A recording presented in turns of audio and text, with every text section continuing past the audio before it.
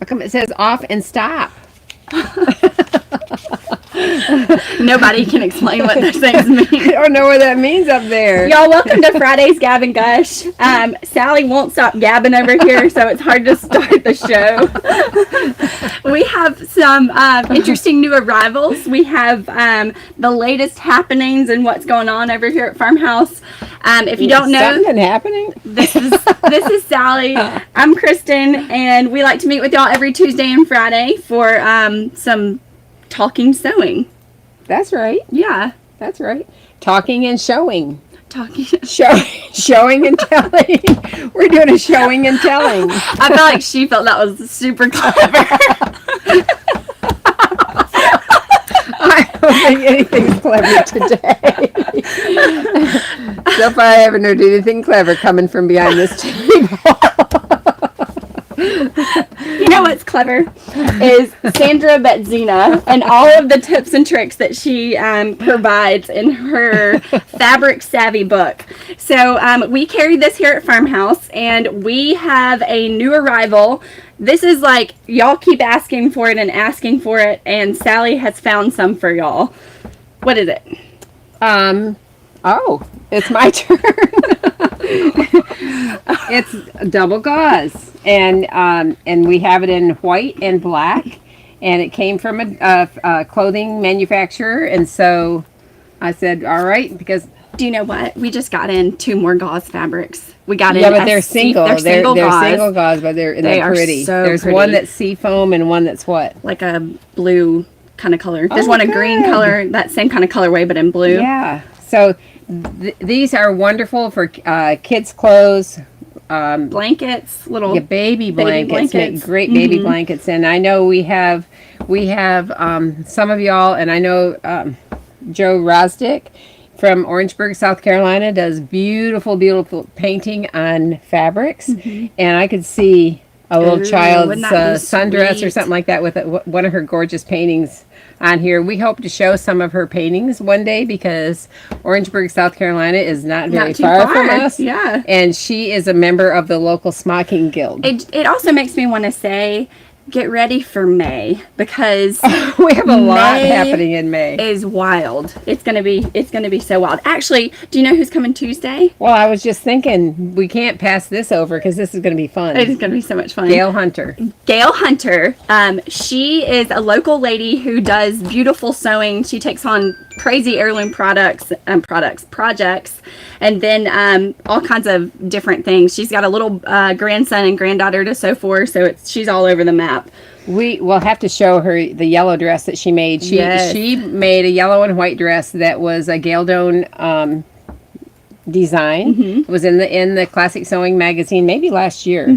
Absolutely beautiful on her granddaughter. It really was so pretty. And how old is her granddaughter now? She looks I think she's a 8 or 9. Yeah. It was perfect on her. And her pictures were really, really cute. But Gail, so we'll have to show that. Gail is a retired teacher. Gail Hunter is a retired teacher, and we are having her come in to teach us how to cook some of the fabulous dishes that she brings for us to eat. It's way different for us, but she'll come to pick up an order and do a porch pickup, and she brings lunch for everybody. Like, what? We love to see Gail. Yeah, Gail's here. So it'll be a lot of fun, and she asked Charlie, Kristen's oldest daughter, and you've met her.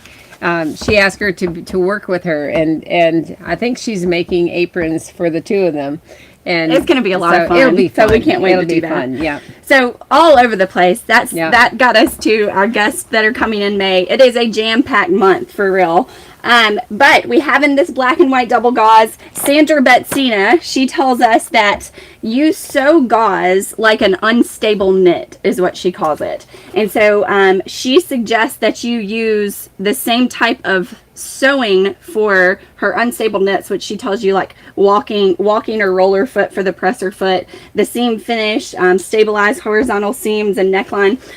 We talk about this book all the time because really it's got so much great information, and that can help you, because when you sew with a double gauze, it is a little more challenging than just like a regular cotton fabric. And I would definitely suggest that you pre-shrink this, because a gauze is kind of a loose weave, and it is 100% cotton. And so I'm thinking that pre-shrinking is pretty important on this. Yeah. Okay, awesome. So another thing that we have going on here is Sally is going to, she has been hunting and hunting. Sally has been on a mission for a, for your needleboard. Right. And so she finally has found one, and we're going to have these for sale for y'all. Yeah, these are real needles on here for velvet, for ironing velvets.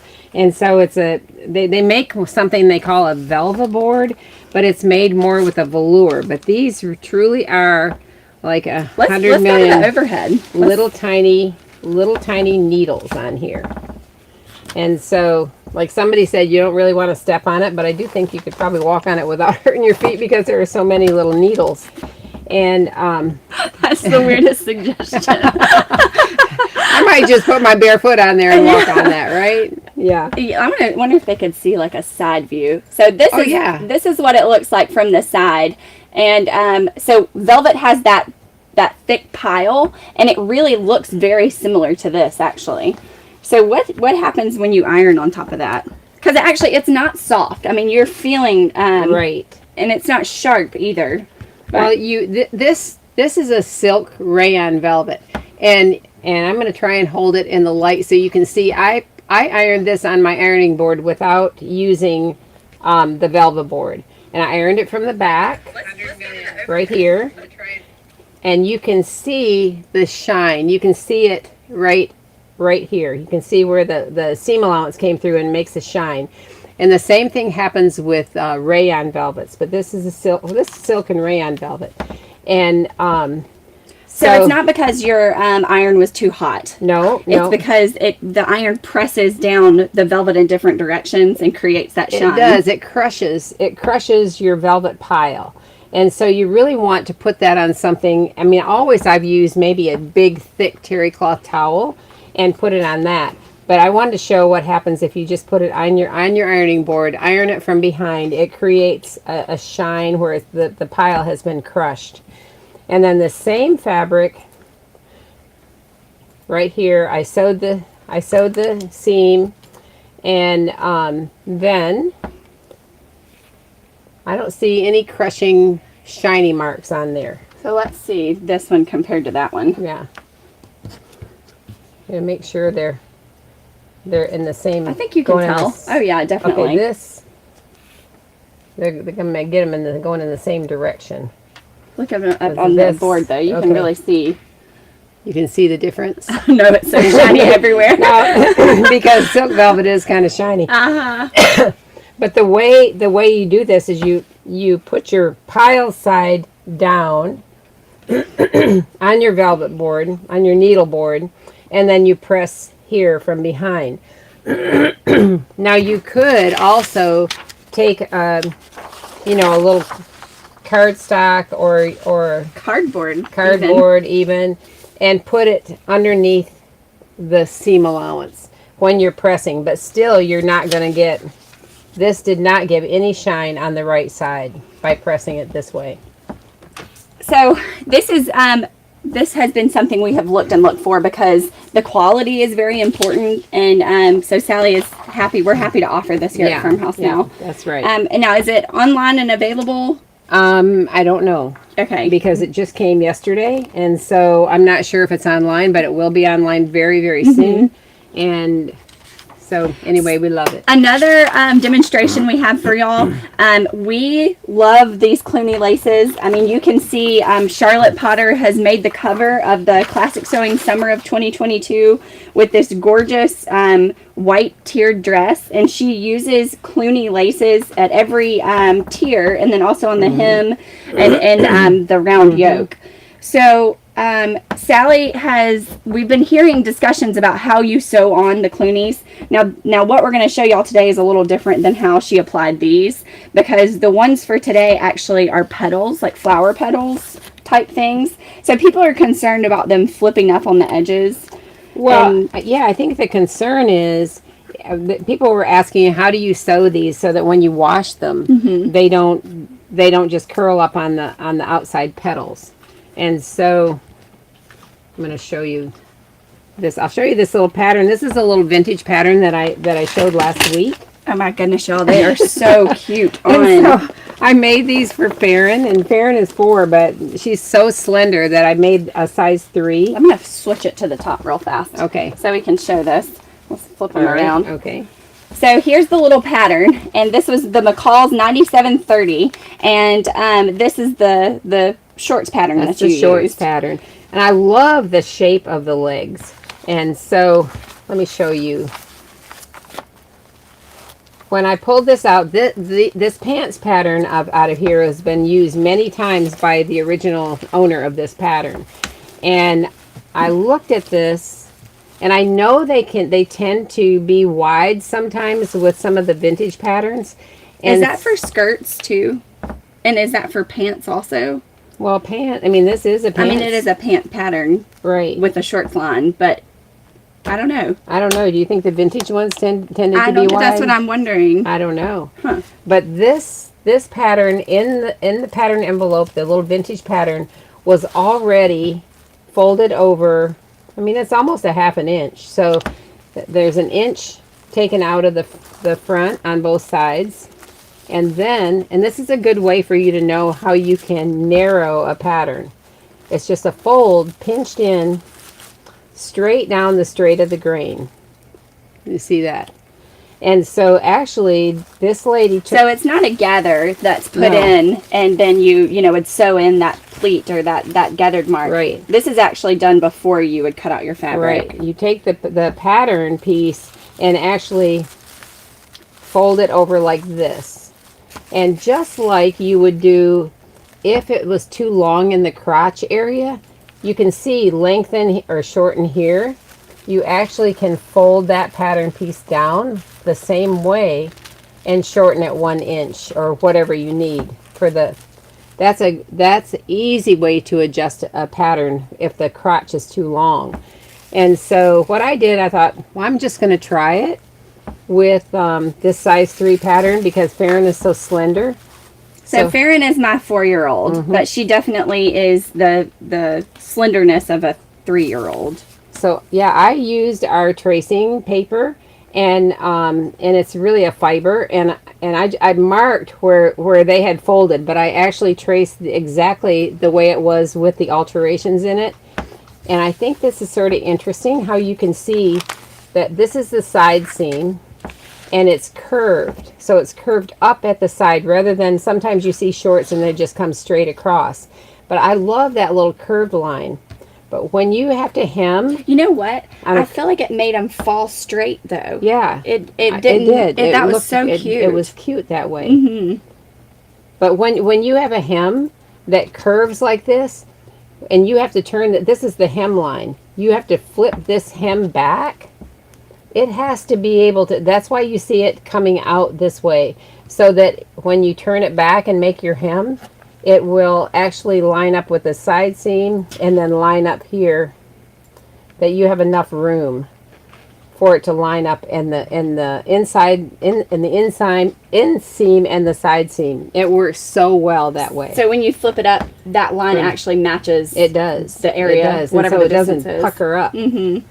And anyway, I happened to cut the piece of fabric. I used seersucker. This is a speckler Vogel. It's called salad green seersucker in a gingham. Don't you want to wear a salad green? Yeah, salad green. I actually cut it just a tiny bit too short, and so in order for my pattern piece to fit, I had to pinch it down a little bit in the crotch area, but it looked kind of long anyway, and I thought, well, we're going to try it. We're going to see how it goes. Okay, here we go. Nona Pontiff said, "Great demo with the velvet. You ladies are doing a great job with the camera work." Oh, thank you, Nona. Yeah. 1, 2, 3. So we're not super confident, so that feels really good. No, we've been working on it. Right. But I wanted to show how I sewed you can do this many ways. But so I got it at her face right now. What? I'm not looking up there. I'm no, I thought right? you were thinking this was being shown. No. Well, and I want to come back to this because this is so interesting, but I want to talk about even why we would talk about this because it makes me want to talk about sewing kits. What I'm thinking. I can show some of our sewing kits here. But we like to use this and include different kinds of trims into our sewing kits. And so just so that y'all are more comfortable with using these Clooney trims, we wanted to demonstrate exactly how we sew them on. And so there's different types of threads you can use. I mean, people on one of the discussion boards, they were talking about how they like to actually tack down each side of the flower, but Sally's going to show y'all her method in just a little bit. I want to show y'all some of our latest sewing kits. I'll be back. She'll be back. Don't worry. She's not gone far, I can tell you that. Okay, so one of the patterns that we like to kit up, well, for the boys, is we now have back in the Will by Collars, etc. And what I'm thinking, okay, here it is. I'm wondering how much it makes. So Will makes sizes 1 through 5, and it is a shirt and jumpsuit for boys. So it has this one's only the jumpsuit. Uh-huh. Yeah. Oh, I see what you're saying. The pattern. See, she hadn't gone far. She's not far ever. Even when you think she's not there, she's listening. Gotta correct her, you know. Yeah. So, can't she see there's no shirt on? Isn't that funny? Oh. Okay. So sizes 1 through 5 here, and it gives you all kinds of different front view options for the boys' shirt, which is nice. I mean, it looks like they've done maybe even a lace fancy band. They've got drawn up. I'm making stuff up at this point based off the drawing. I should read it. I'm going to say that looked like smocking to me. That is not smocking. This is the smock version. Yeah, that's smocking. So, we have these sewing kits, and Michelle has done an awesome job creating the digital designs for y'all. I'm going to view our overhead. Why not? Let's switch it all around up here. I'm going to make Sally dizzy first. I'm not looking up or down because I don't know which way to look. So these are our new designs with sewing kits. So we have this whales and anchors on the will, and this also includes the shirt. And then this is the will, the jumpsuit only in the shorts version. So it has this cute little crab print. And then coordinating. Didn't you see him running around the beach and that's cute. I love you know what? When I saw this, I thought, ooh, wouldn't it be so cute? The little applique. Wouldn't that be cute? So we love to rave about the Colors Etc. bodice dress, which we are proud to say that we have the bodice dress in all of its sizes, 1 to 4 and 5 to 8. You can see how classic it looks here, and it really is like that. I want to say all-encompassing classic pattern because it has so many different great variations. Over the years, we've used it for hundreds of kits, and I was thrilled to be able to get that back in all the sizes. Thrilled. Another kit that we like to create is using the Kimberly by Bonnie Blue Designs, and it's really just a fun little dress. I mean, it's got different pocket options, and this is probably one of my favorites. I love the little collars. But Sally created earlier in her early week sewing, but I don't know what week it was, but the watermelon dress that we've been selling the kits for. So that was this in the Kimberly view. Strawberry. Did I say watermelon? Yeah. Yeah, I need her, you see? These really interesting watermelons. They're tastier, I should tell you. Another kit that we have for Kimberly is the Flower Fields Yellow. Oh, I love that. Isn't I've it always sweet? loved this fabric, too. Yes. Yeah. And so I'm going to show y'all this one up close, too, because we have a green colorway for this one as well. So this is one of our latest kits, and Kimberly, Hope, and Michelle have designed it where the pocket flips down, Are they using a wooden button? Always want to learn while I'm talking to y'all, and it makes it really awkward. But I love the coordinate. The coordinate looks so great with this gingham here.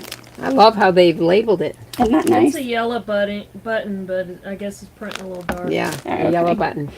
Cute. So sewing kits are fun. They have all the parts and pieces that you need to create the look. It has been so much fun and cool to be able to show y'all what we're thinking versus just describing it. And so here's the latest in our sewing kit world. And then what else do we have to talk about? We have your flower demonstration. Oh, our horsehair. Well, we can, but The magazine. What? With more Kimberly's. Oh, that's right. Is there another Kimberly in there? That's the whole point of Kimberly, y'all. This summer, Sally used that. the Kimberly Yeah, it is in there. by Bonnie Blue Designs. So she did all kinds of alterations on the Kimberly. So let me show y'all. I'm trying to see if there's a good view. Here's a view. This right here is a Kimberly dress. Actually, yeah, this is the only one you really can see that's the Kimberly. So, let's get it a little closer for y'all.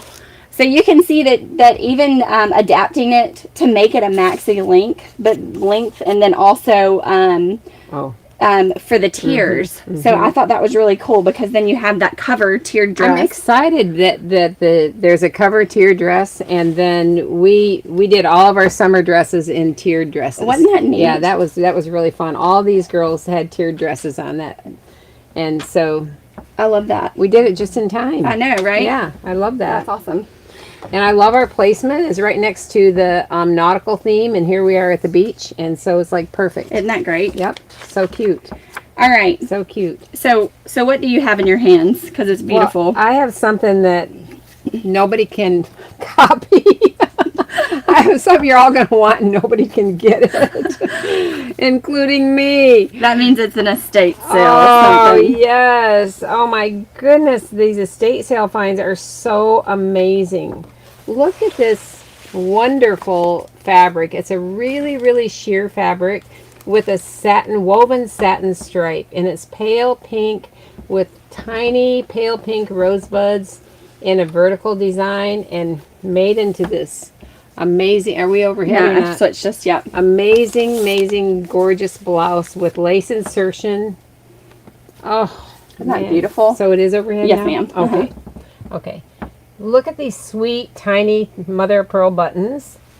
And then lace insertion coming down and ending here in a point. And then this is like a little, I mean, flap. It's a little flap. It is. Just made out of lace insertion and lace edging, not gathered. What I think is most interesting is they didn't even gather it in that shoulder. No. Because I feel like a lot of times when you run something along that shoulder, You have to kind of curve it there. it kind of has that bit of a gather. Now, I think probably originally there could have been one of those little wire stays in here, because there is one.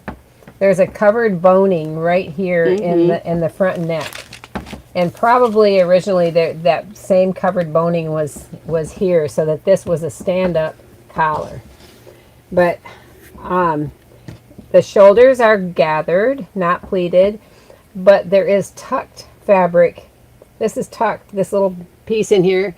Yeah, a little tuck in there. This is just wonderful. Wonderful. But the fabric, if I could find this fabric, I'd order 1,000,000 yards of it. It is so pretty. Yeah. I know. I was trying to decide if they added that ribbon just because it's made in so pretty. But this is actually a woven satin stripe. a woven satin stripe. And then here at the waistband, this is interesting because this is a twill tape. And let's see how tiny that waist is. Now this is tiny. So it is 22 inches. That waist is finished of a 22-inch waist. Well, no, Farron's chest is 22. So I'm thinking, And see, those do look like tucks, don't they? But really, it's a woven-in satin stripe. I mean, you can do a lot with a fabric that has a texture design. And we do carry satin stripe fabrics. And you can create a beautiful garment utilizing the textures in the weave. Well, and so this does have a lot of lace on it, but and even here on the sleeve, it's got the little cuff details. Isn't that pretty? Yes. But we have gotten in some beautiful netting fabrics, embroidered nettings, and they're so much fun, and it makes me want to talk about this. Ooh, I love that. Speaking of tiered. Yes. Jessica Santiago says the overhead view is beautiful. Oh, good. Awesome. I'm so glad. I'm glad you can see it in the overhead. We're still working through some kinks, y'all, and we have got people on the job, but for now we're gonna push through because we like all the features so much that we want to keep using it. So we like to talk about the different things that you can do to not have to incorporate laces into heirloom sewing, and I feel like vintage or like estate sale fine type garments have so many times they've done that. This is so interesting. It's actually mostly an embroidered netting. They have this is a different this like is a bobinette. Point de Spree bobinette. And so but all of this is really a fabric instead of having to use lace on lace for your so see, look, they put a little stay or a little a piece from the waist to the next ruffle to not use embroidery, to not use so much embroidery, and then so that there, and then here's another piece that's sewn in from the second ruffle to the third. Interest. It's a way to create interest in your garment without having to be just lace on lace. This one's not even gathered, the one at the bottom at the hem, because it's already pretty full. And it looks good overhead. Yeah. Oh, okay. So it looks beautiful. So the bottom one, okay. I never know. Show them the stays. That's so interesting. Because when I made a dress for Kimberly Hudspeth's daughter, it had a layered ruffle, and so it actually had a more of a flat. That was Kimberly Hudspeth of So Great to Know. So Great to Know. And in fact, we're going to be so excited we'll have some winter pictures from them that are going to be beautiful. But anyway, in order to not gather so much from up here, you actually have a little less wide stay under here from the waistband to the first ruffle. And then the first ruffle is gathered to the waistband.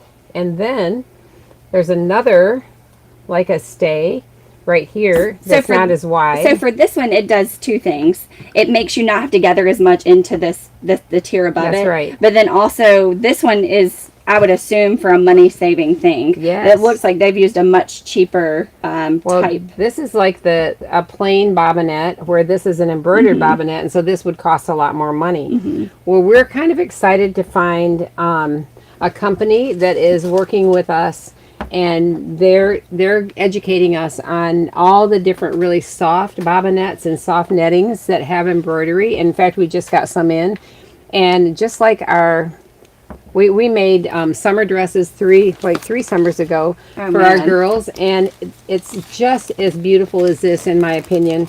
And guess what? They're all still wearing them, and their moms can throw them in the washer and dryer, or washer and hang them up, or whatever, and they are gorgeous. We have worn these in the winter with a blue jean jacket, or in the fall. So this is a polyester. It is. So that's why she's talking about the care is so much easier, has been so much easier. And it doesn't shrink like all cotton. But we love the all cotton, and we sell it, and we sell the Point de Spree. It's really expensive, and sometimes people will buy a quarter of a yard for whatever they're planning to use. But we're starting to learn the lingo more on how to speak about these nettings or bobinettes, how to order them and how to find them. And I'm working with a company that buys from a lot of clothing designers and beautiful, exquisite fabrics. And so she's going to be my teacher. I'm excited to learn, and we're going to be sharing that. Kaylee's got a question about, is the stay one continuous piece? Okay, is the stay one continuous piece? I'm thinking that it is. Okay, the question is this piece one continuous piece? And I think, well, it is on the top layer. I also think it's pattern dependent. I mean, I bet some people are going to do a side seam, and then others will just have the one seam in it somewhere. And it is on the second one where it only has a back seam. And actually, I think on the bottom one also. Yes. Yes. So one seam. One all seam those only, stays. right in the back. Yes. Cool. All right. Isn't that pretty? It is so pretty. All right, so Man. I am excited to learn what you did for your Clooney flower trims. You gonna let me talk about that now? Maybe. Unless there's a good interruption. Okay. Okay. Well, I'm gonna bring my little pile over here because what? So we have Clooney trims. The Clooney laces, they're different than the French and the Swiss. And we have lots of them in 100% cotton styles. And these are a little bit larger. I mean, they're still great. This is a size 3 short, and they look great on this little child's garment. But we even have them down to like a 1/2 inch. Yeah, we do. We have them in edgings. We have them in, I mean, the little flowers. They're so fun. And actually, this was popular when I was a kid, and I was born in 1950. And I can remember having garments with these daisies on. And I think even when I was a teenager, I had made a dress, some kind of an A-line dress with it around the bodice. How about that? And so then I didn't see them for a long time. But with the little shorts, I didn't do so perfect right here because I caught the petal in the seam. But I laid the trim out on the shorts. Let's flip it to the overhead. Okay. And then you're going to be facing to you. But All right. So I sewed the crotch seam last, and then I just zigzagged it. But I laid the flower trim on the shorts. First of all, I hemmed the shorts, and I hemmed them just serged them first and turned them up and just top stitched it because it's not going to show underneath these flowers. And the fabric is not thin enough to show. Right, and I used white thread. And then, this isn't the same yellow flower, but then I laid my flower around the pant leg and tried to line it up so no petals would go into that seam. And I didn't use a glue stick. I used pins. But if I could have found my glue stick easily, I would have taken my glue stick and glued this. Oh, I love this. All the way. I had a pink dress with daisies along the empire bodice in 1970, and I had white daisy trim on my wedding dress that she sewed a pearl bead into each flower. That's pretty. I love that. So then I knew that I need a lightweight thread. And so we have a lot of lightweight threads. I happen to use, this is a DMC 50 weight. And I knew there wasn't going to be any stress on this. So this is a 50 weight cotton DMC. It's not in the seam. It's not like a part of the... This one is Metler Silk Finish. And it's a 60 weight. So you are going for a thread that you don't want to be seen. But even you're still going for a color, even though that color doesn't match your fabric, it matches the flower. Yeah, I was going to match the flower, and this is Aurifil, and I think this is a 80 weight. This is a 80 weight. But then we also have, depending on your color, let's say I'm doing navy blue. Here we have a sulky invisible thread in black. We have a sulky invisible thread in this clear. And any of these could be used to sew down the flowers.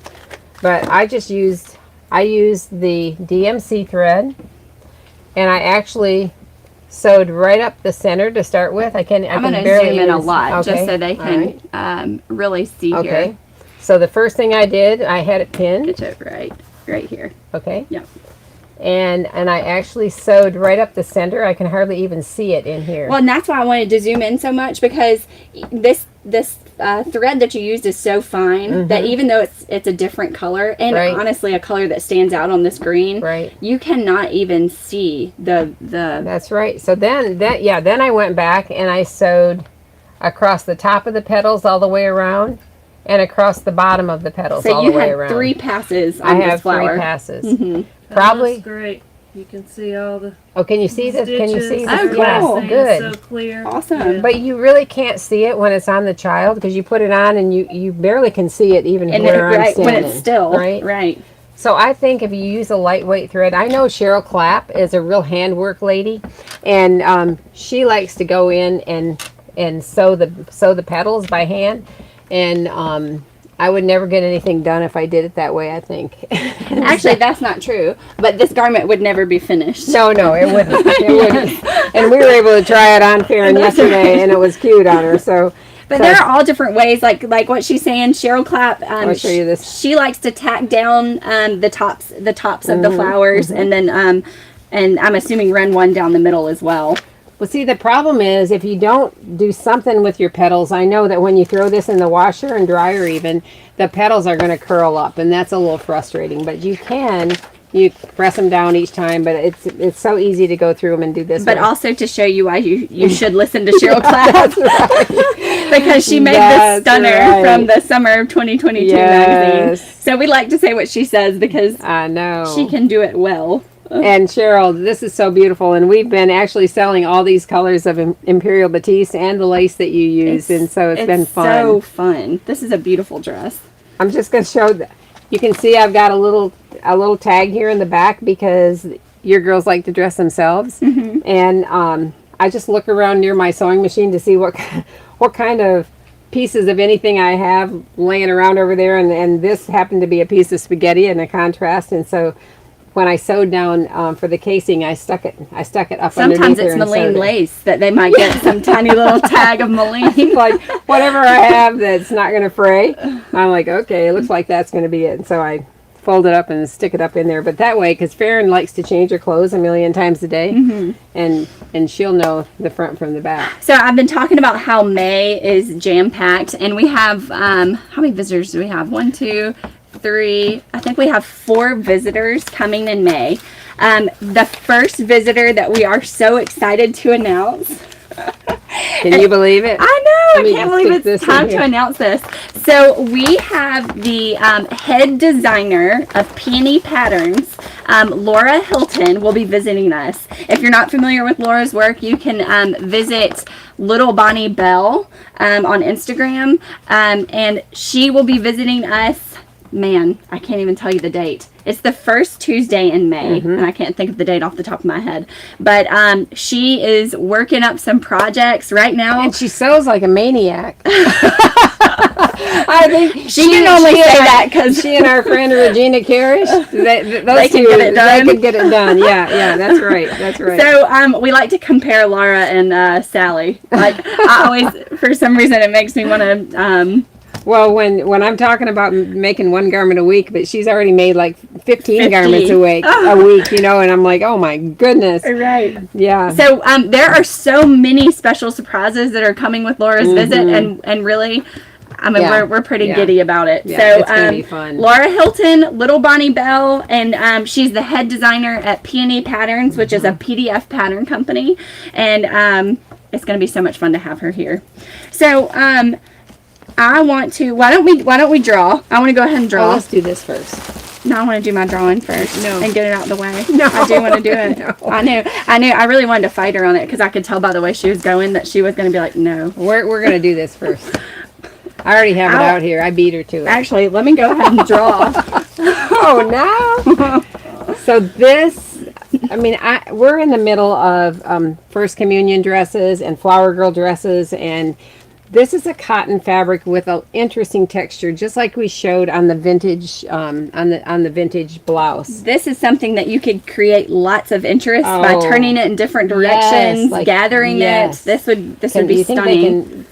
As we hold it up, we have made a little video of this. Okay, let's see.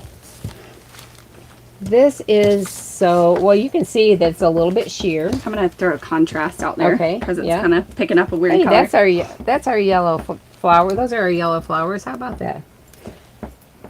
All right, so this fabric is it almost has like a pulled thread look. Yeah, this is beautiful. Is it just 100% cotton? It is, and I think it's Italian, and it's a lightweight, like a batiste weight or something, and the stripe design goes across the fabric. This is the selvage edge to the other selvage edge. And so that could be gathered like this.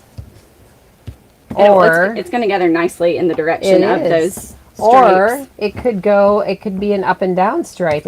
Or you can use, just like Kristen said, you can use these stripes in different ways in the garment.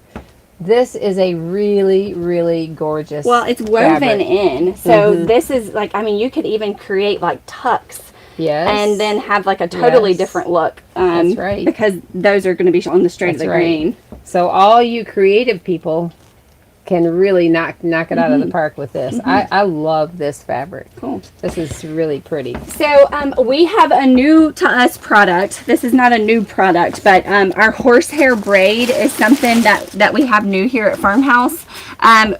You might know or you might not know, you can add it to like the hem of your dress to create some body, to give it some... She's not having a drawing.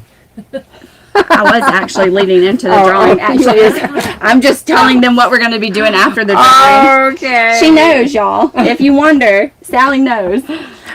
Okay, so do whatever you want. Which way are we going with it? Let's go with the drawing. Okay, let's do it. I don't want to lose anybody, though. You are if you don't grab this stuff for the drawing. I'm about to check out of here if you don't grab it. So, what was it? We had a doll theme yesterday. I was just talking about other stuff before we did our drawing. I know it. So, we asked a question. Okay. The question was, and this came from Kelly, because we were talking about wanting to get to know our customers better, and so we thought we'd ask a question. And the question was, do you select your pattern first or your fabric first? And so we had some really interesting answers. I love the answers. And but majority of everyone, I would say they said they select their fabric first. I think maybe. Yeah. I was going to write it all down, and then I got behind at times, and I didn't make a list.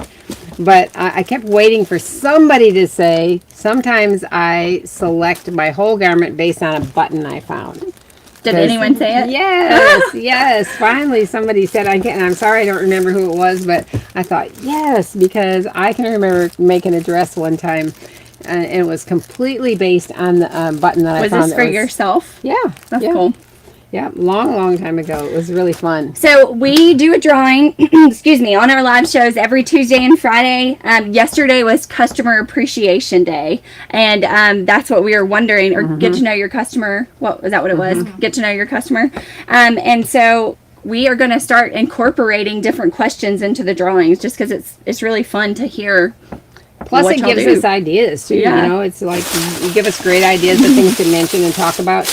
Now there was one answer that I wasn't really sure if she was one of our girls or not, but she said, "Could we find her a husband because she hasn't been able to find one?" Was that in the women? Maybe we can draw it. I sent it to Emma last night, and I said, "Oh, that's an interesting way. That's an interesting answer." So maybe you can find her. Go ahead, Sally. I wasn't expecting that one. So this one is, this is Betty Tant. Depends on the item, whether fabric or pattern, if it jumps out at me. I love fabric and patterns, and that's why I sometimes buy fabric without an inkling of what I make. And she tagged Bonnie Tant. So Betty, B-E-T-T-I-E, Betty Tant is our winner Congratulations. Today. That's cool. right. So, I really love this demonstration Sally has planned for y'all. What you took it on a lightweight fabric too, which is interesting. And instead of on a dressy fabric, something that kind of stands out already. You did something with not much body. Well, and plus I didn't try it first, so this is going to be how are we doing? Show this. Oh, there it is. Yeah. So we've been looking for a good supply of horsehair braid, and especially a lot of the PDF pattern companies, the girls are making really full and beautiful skirts. And I know Laura Hilton has made that Frisia pattern by Peony Patterns, and it's like a double circle skirt, and her daughter's wearing it with one of our fabrics. Out so beautifully. Pretty, and it twirls beautifully. And I know that a lot of them are using horsehair braid. And that's... But we haven't really been able to locate where we want to buy it from. Right. So we finally have a good source for it. Yeah. But you can see, you know, it's not too substantial. It does have like a stiffness to it. And but it's super lightweight. It's very, I mean, this whole thing is super lightweight, and there's 100 yards here. And we have it in clear. I think this is clear. We have it in white, and we have it in black. And we have, over the years, gotten it from garment designers in colors. And so it's, you know, we're going to be looking. But I thought, let's just take a... I mean, I don't even know if I applied it right, but I'll show you how I applied it. This is the type of fabric we would say it was like drippy and drapey. Yeah. So it does not have much body on its own. So it's super lightweight. It's like a lawn, a batiste. And I took one piece and I put gathering threads in it. And I haven't gathered it up yet. And it doesn't have anything at the hem, just it would have a regular hem. And then the other piece, I put the horsehair braid at the hem. And so, but even I want to show this because here, let me flip to an overhead real Okay. fast, so y'all can see. I mean, you can even see that it kind of like lays on the table differently than how it would without it. But look at this hem right here, because you really cannot even see that this has been sewn into the hem. Like, that's how much it goes unnoticed. So I just wanted to show an up close to that. So what Sally's doing now is she is gathering up the piece that does not have the horsehair braid. let me give you the threads, and you can Yeah, gather. that's exactly what I was thinking. Okay, so They're the short ones. they're the ones back here, Okay. and on that side. Yeah. So pull those, and I'll pull this. So I am gathering up the one that Sally has sewn the horsehair braid to, and she is gathering up the other. So Jenny loves to sew. Asked, could you use the horsehair braid on a voile fabric? Yes, you can use it on a voile fabric, definitely. Well, and this is a cotton, so the horsehair braid is you might be more likely. I mean, in the past, you might think more likely to put it on a formal dress or something like that. That might be a voile or even a sheer, like a silk, silk chiffon or something like that. So that's to help it gather? No, it doesn't help it gather, but I wanted to show. so this would be like, pretend this is the skirt of your This dress. is just a regular skirt, and with no horsehair braid. I'm working towards the gathered piece with. Yeah, I got a head start on her. Yeah. You might want Gather from the other way. to. Yeah. Yeah, Well, what you didn't know is we were kind of racing. I could see Sally pick up her pace whenever I started gathering something. Here we go. So pretend this is the skirt of your dress, and you have applied your horsehair braid, and so here's the difference of what that's going to do and how that's going to act. Because this one is going to hang more straight, and that one definitely is. If you put a little petticoat under it, that's going to really stand out. Yeah. Can you see it? You can see it, Yeah, right? I think you can. You can see it. Yeah, it'd be different. Like if it was going around like that, you could see it more easily. Is it scratchy in the hem? It does not feel scratchy. No. Well, and really, Sally hasn't covered it at all in the hem. I mean, she's barely just kind of tapped it in there. I'll show you what I did. I left. Here, I'm gonna flip it to the above. I left a portion of it unhemmed. So I took the braid and I sewed right sides to, the braid doesn't have her right and the wrong side, but I sewed it to the right side of the fabric, about a 1/4 of an inch in, and all the way down to the end. So it's sewn like that. And then I turned it up. Oh, I'm sorry. No, you're fine. Let's see what I'm doing here. And I didn't press it before I did it because I was in a hurry. But I just turned it up like this and then top stitched right next to the edge of the horsehair braid. And so then it's got a finished edge right down here. And this is not scratchy. Do you think that feels? No, it doesn't it's really feel not a bit scratchy. And honestly, it's really not going to unless you're sitting. It's standing away from your body. Not right. Yeah. That's right. I'm thinking with a really lightweight fabric, you might end up having a lining or a slip anyway. because that way.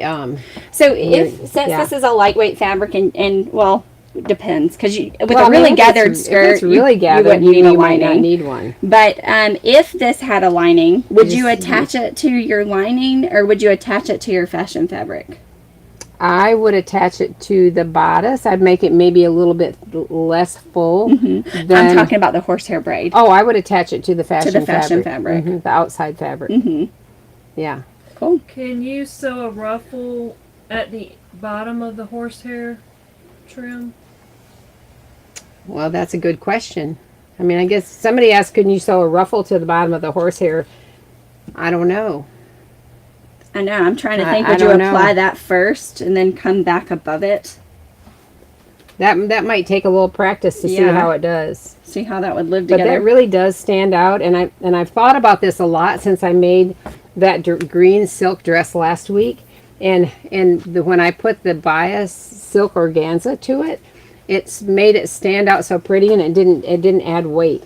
See, this has a real standout look. Yeah, definitely. And I like that look too. But if you're wanting something, and one of those circle skirts with this applied would be so really pretty. Really pretty. Yeah.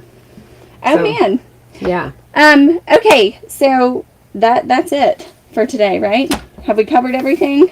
Allison asked if you could encase the hem. Yes. You could encase the hem. Yes, easily. You could easily encase the hem. This was the fastest thing that she could do before Gavin Gush started. But you can see, like, I know.